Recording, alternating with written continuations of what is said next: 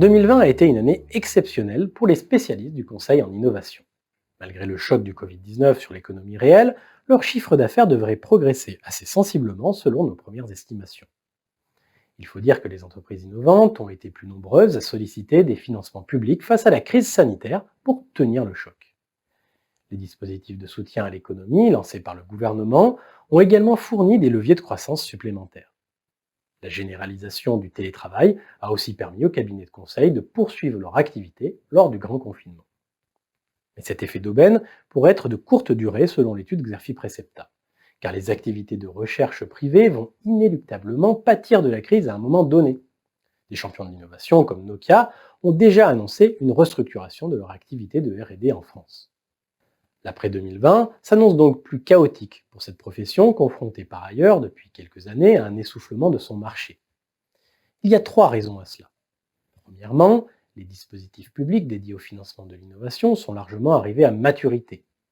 Les pressions sont particulièrement fortes sur le segment du crédit impôt recherche, pour lequel les conditions d'octroi sont désormais bien maîtrisées par les clients. Deuxièmement, face à l'afflux de dépôts de dossiers pour des subventions publiques régionales et nationales, les processus de sélection se sont complexifiés, tandis que les aides finales sont plus longues à obtenir et potentiellement moins généreuses.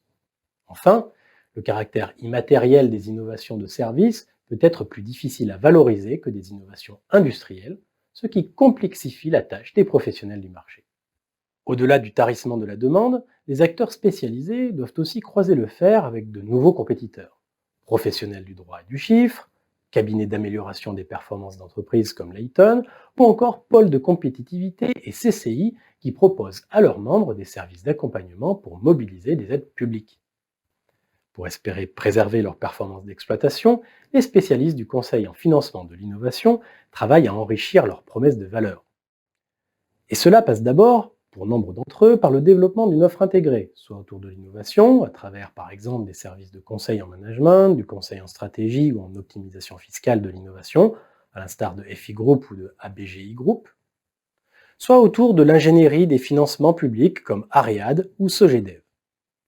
Le digital constitue le deuxième grand levier pour préserver les marges.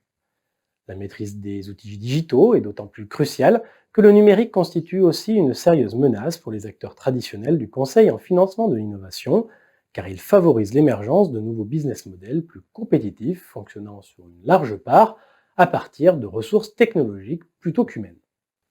Au final, les défis et contraintes qui pèsent sur ce marché risquent fort d'entraîner une vague de consolidation, d'autant que les stratégies de développement sont coûteuses. Or, tous les cabinets ne disposent pas des moyens pour mener de front ces vastes chantiers.